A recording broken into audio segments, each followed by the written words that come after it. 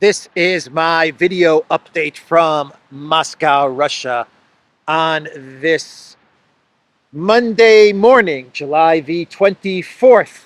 Let's talk about some news on this rainy summer day here in Moscow. I am at the Krasny Varota metro station, and this beautiful Moscow tree is protecting me from the rain.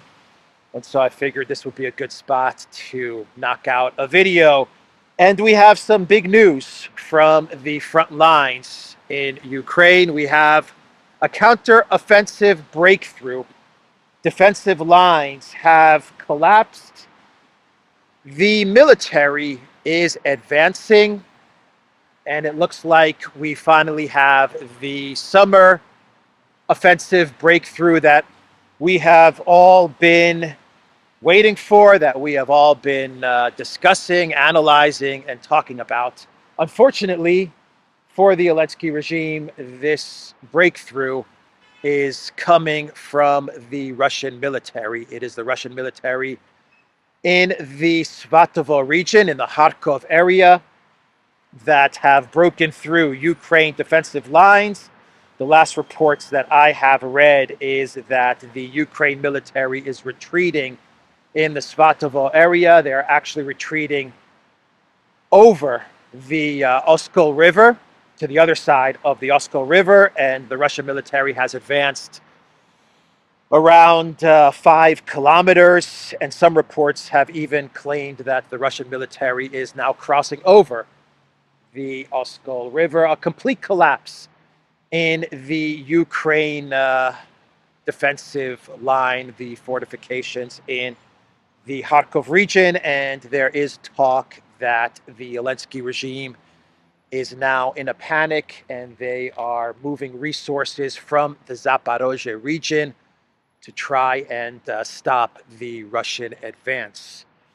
And the big question is whether the Russians will indeed advance further, or if this is just a type of, I guess you would say, a pinning operation where the Russians have advanced significantly in order to draw Ukraine resources away from the Zaporozhye area and to further stretch out the Ukraine military resources. So we will see in the next day or two exactly what the military plan, what the objective is for the Russian military as they are breaking through the Ukraine defenses in the Kharkov region.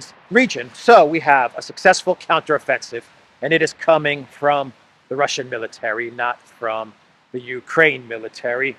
This is very, very bad news for the Elensky regime and for the collective West. So we can now talk about what the Elensky regime is doing in response to the failures of the big spring, summer, winter, fall, summer counteroffensive. What the Elensky regime is doing is that they are sending drones into Crimea, they are sending drones into Moscow, and they're trying to, I guess you could say, to wage a war of fear and terror for this spring offensive. The military has not been able to advance. It is stuck in the front lines in Ukraine, and so the Elensky regime and their NATO handlers have decided that what they can do is that they can send drone attacks into Crimea and into Moscow to try and create some sort of fear or panic inside of Russia. And so yesterday, we had a significant number of drones that were sent into Crimea. 17 drones is the last report that I have received, and all of those 17 drones were either shot down or brought down by electronic means. I believe there were no casualties, but this was a pretty large drone strike that was sent towards Crimea, and We also had drones that were sent towards Moscow around 4 in the morning, Moscow time. We had some drones that hit a residential. Is it a residential or commercial building? They hit a high rise. Let me see if I have it bookmarked. A residential high rise is what they hit. Minimal damage, according to Russian officials, according to the Moscow mayor, and no casualties. But you had drones that were sent towards the city of Moscow. So the Elensky regime, realizing that they cannot win this conflict, that they are stuck in a stalemate in the south region, in the Zaporozhye Kherson region. They're losing ground, significant ground in Kharkov. They've fallen back on drone strikes in Crimea and Moscow. And I believe the Ukraine intel services, in order to try and drive fear into the Russian population, they came out with a statement and said that more drone strikes are coming. So Maria Zakharova, the Russian Foreign Ministry, they have responded to the drone strikes in Crimea and in Moscow. And Maria Zakharova, speaking to RTV1, she said that these drone strikes are a terrorist attack against Moscow. She actually said it's an act of international terrorism against Moscow. So an interesting choice of words from the Russian Foreign Ministry, an international terrorist attack towards Moscow. Now, yesterday, you also had the Russian Ministry of Defense. They said that they launched more missile attacks towards the Odessa port. They have completely decimated and degraded the Odessa port, at least two of the port areas. From what I understand, there's a third port area which has not been hit yet, but the two port areas in Odessa have been completely decimated. I believe we're on like 5 or 6 days now where the Russian military continues to hit at the port in Odessa since the grain deal fell apart. So there's a lot of panic and a lot of finger pointing from the collective West with regards to the failed counteroffensive. And we have a whole bunch of articles and statements connected to the failed counteroffensive that came out yesterday. And some of these statements are pretty far out there and pretty interesting. For example, Secretary of State, U.S. Secretary of State, Anthony Blinken, he told CNN yesterday that Ukraine has retaken 50% of the territory that Russia seized. Blinken said that the counteroffensive is going to be slow and it's going to be costly. For the Ukraine military, it's going to be costly. He did say that Putin's objectives in Ukraine have not been accomplished. He actually said to CNN that the Russians have already lost. We have a post from the Kiev Post, and they came out with an article interviewing Ukraine soldiers on the front line, and the title of their article is "Every 100 meters costs 4 to 5 men. Ukraine's frontline fighters report bloody battles and battered morale." That's the title from an article published by the Kiev Post. Every 100 meters costs 4 to 5 men.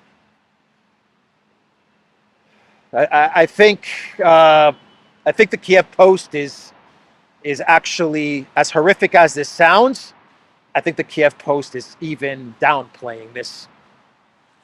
That's how bad it is for the Elensky regime. I think the Kiev Post is putting a very low number on the actual cost for the Ukraine military with regards to whatever territory they managed to gain. And the 100 meters that they gain, which the Kiev Post says is costing them 4 to 5 men, they gain 100 meters and they lose 150 meters. And then they gain 100 meters and then they lose 100 meters. They're gaining nothing. So it's costing them 4 to 5 men, according to the Kiev Post. I think that they're lowballing the number, but it's costing them, these men, for essentially zero territorial gains. That's the reality of the situation. Not to mention all of the military hardware and military resources that have also been lost in this counteroffensive, which has gained no territory and has resulted in a successful Russian breakthrough in Kharkov. And we also have an interesting statement from Elensky. Elensky said some interesting things the other day with regards to the failure of the counteroffensive. Elensky, he said that the counteroffensive has failed because the collective West, or better for me to say, the counteroffensive has not succeeded. The counteroffensive has not succeeded, in Elensky's words, because the collective West failed to properly train the Ukraine military.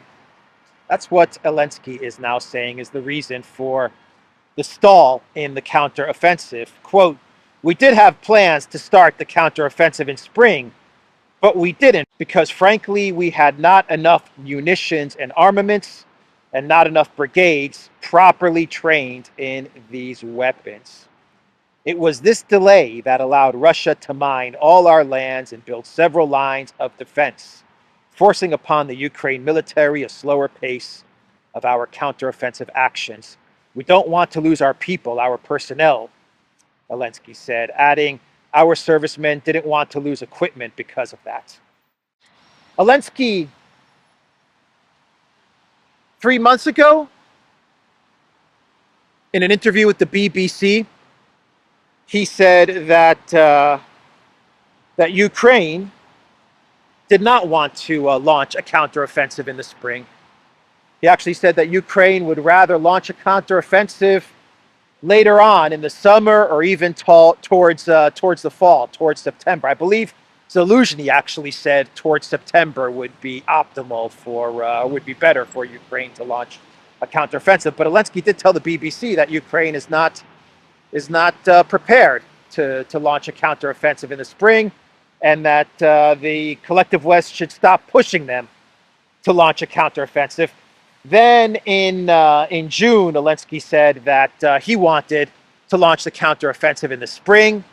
He was eager to launch a counteroffensive in springtime, but it was the collective West that caused the delays because they weren't giving him the weapons and the F-16s and the tanks that he needed. And now you have Elensky saying that, yes, he wanted to launch the counteroffensive in the spring, but they got the weapons, but unfortunately the Ukraine troops were not trained to use those weapons. He actually said in this interview that training the Ukraine military in Europe caused a whole bunch of delays. It would have been better to train the Ukraine military in Ukraine. It would have caused less delays, and it's all these delays that gave the Russians the opportunity to build fortifications. Even though we knew that Russia was building fortifications 3, 4, 5 months ago, this was no secret.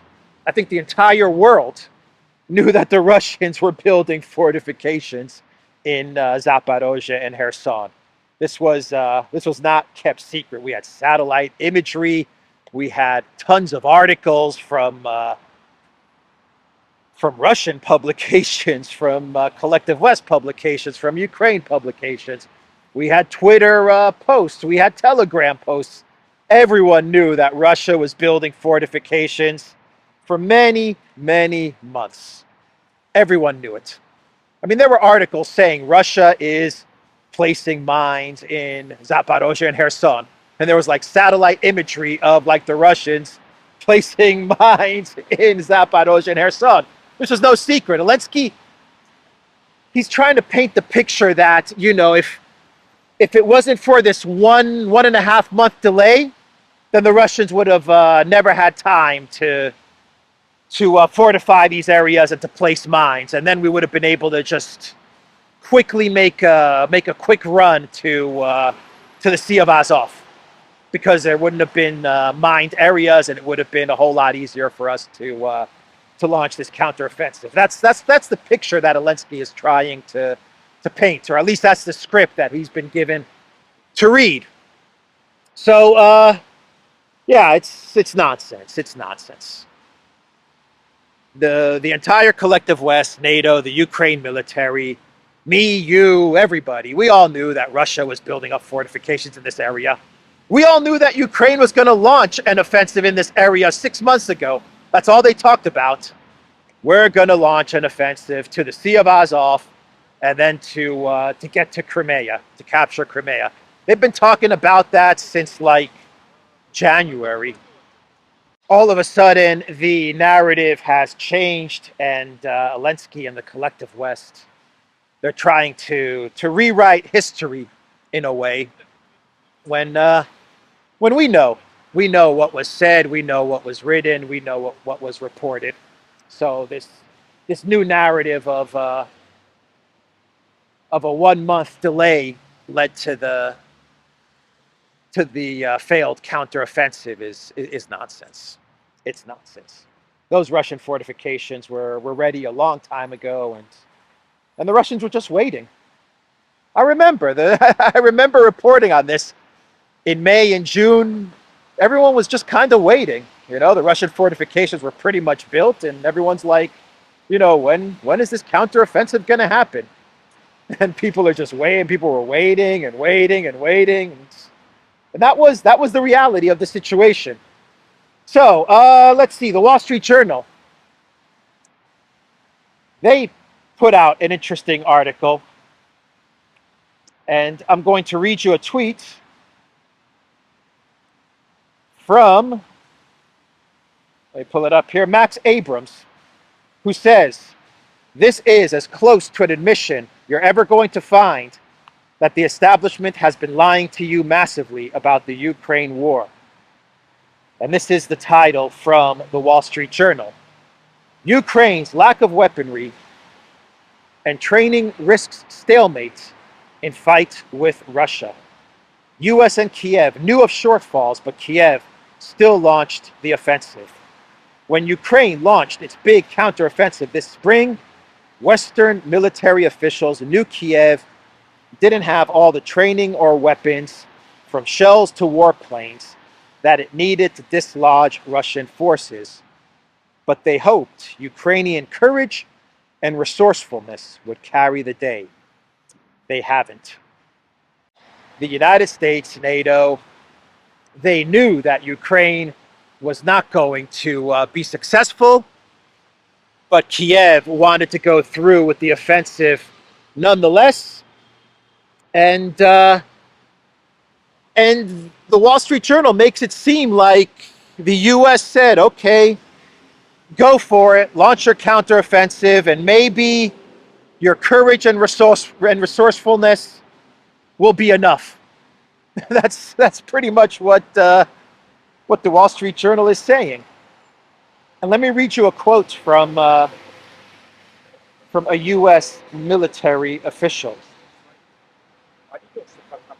This is what John Nagel, a retired U.S. Army lieutenant colonel, told the Wall Street Journal. "America would never attempt to defeat a prepared defense without air superiority, but the Ukrainians don't have air superiority. It's impossible to overstate how important air superiority is for fighting a ground fight at a reasonable cost in casualties."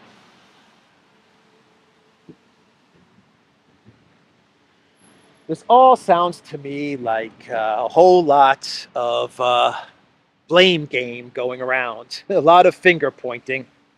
A lot of finger pointing going around.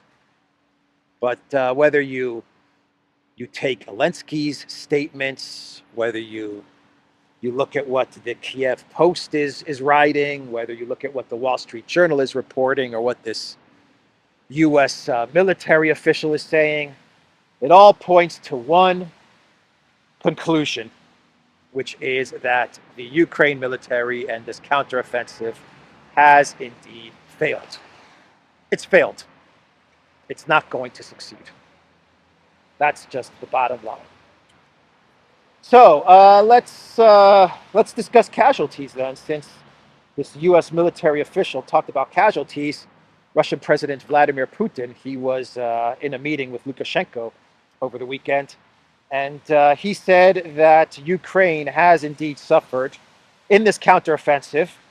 Just in this counteroffensive from June 4th up until today, Ukraine has indeed suffered 26,000 casualties.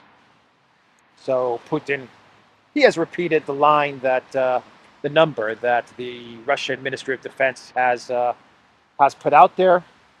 He's confirmed this number of 26,000 casualties, and Putin also said that a lot of mercenaries have also died in this counteroffensive.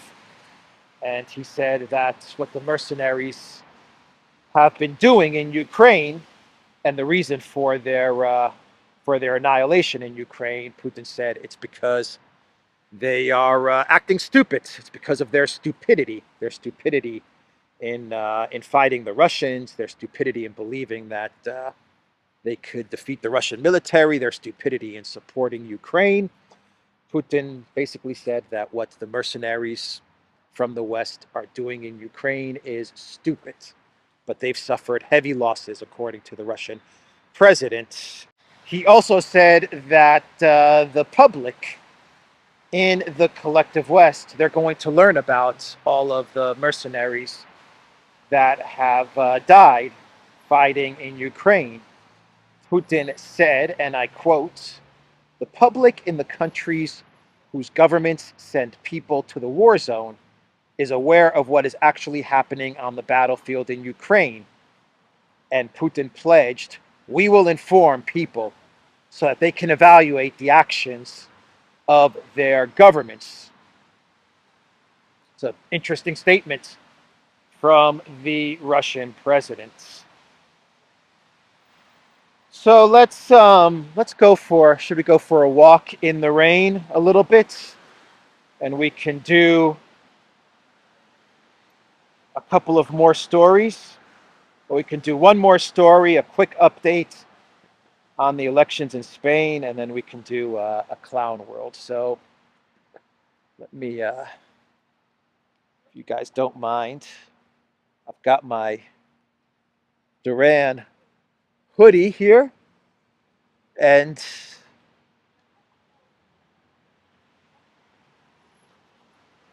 let's go for a walk. The flag of Kenya. That is my Duran hoodie. And I think the phone is all right. I have learned since my adventures in Yerevan that the iPhone can handle rain and water very well. Remember, I talked about the Stalin Seven Sisters, the buildings that Stalin built throughout Moscow.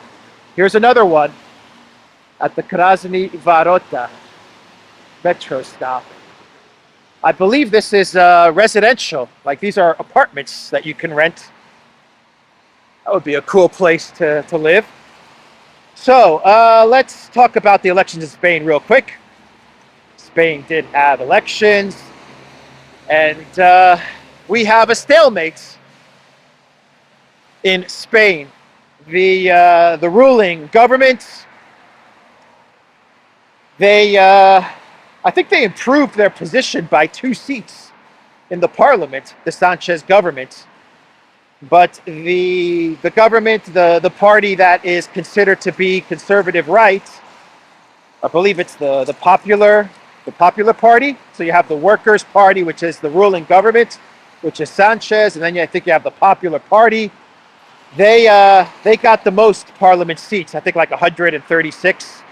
And the Sanchez government got something like, the Sanchez party got something like 124, if I remember. And neither of the two big parties can form a government. And even with some coalition partners, it's going to be difficult for either side, whether left or right, to form a government. So we're in a kind of deadlock as far as the Spanish elections are concerned. And the conservative right Popular Party, they're thinking of teaming up with Vox, which from what I read actually did worse this election than the last election, but they still have enough seats to be the number 3 party. But even if they're combined with the conservative right, they still don't have enough seats, 176 seats to form a government. The ruling government of Sanchez, the Workers' Party, they're thinking of combining with the party led by gosh, what's his name? The guy that's like on the run because he was I forgot his name. Because he was pushing for Catalonia independence. Well, his party is probably the best option for Sanchez to team up with and form a coalition. But even that's not enough for Sanchez to remain in power. So it looks like it's a pretty big mess in Spain. Very, very divided. Very divided in Spain. And we'll see how things shake out. The last I read is that this deadlock could remain up until the fall. And you may have to have new elections because it doesn't look like either side is going to be able to form a coalition. So that is the update from Spain. Let's now do a clown world. And we have in this clown world a social media influencer who traveled to Ukraine in order to provide emotional support to the foreign fighters, to mercenaries. And she's calling herself, or at least they're calling her, an emotional support stripper. That is what her job title is. From social media influencer to emotional support stripper. Taiwanese American influencer Fan Pei Kwang traveled from her native Houston to the front lines of the Ukrainian conflict to offer her services as an emotional support stripper, she told the Daily Beast on Friday. The beauty pageant contestant turned self-described globe-trotting girlfriend offers racy photos of herself in skimpy variations of military gear, posing with armaments on erotic pay-per-view platform OnlyFans.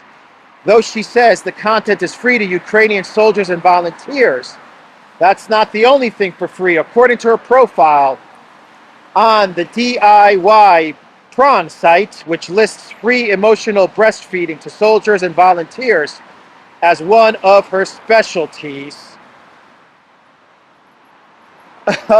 Look, basically, the article goes on and talks about this only simps or only fans influencer, how she's in Ukraine and how she's providing services to foreign fighters. Let's just leave it at that.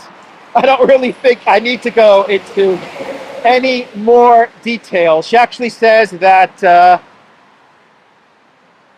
that she's dating like four soldiers as well, whatever that means. She dates 4 foreign soldiers who have volunteered their own services to the Ukrainian cause, she said.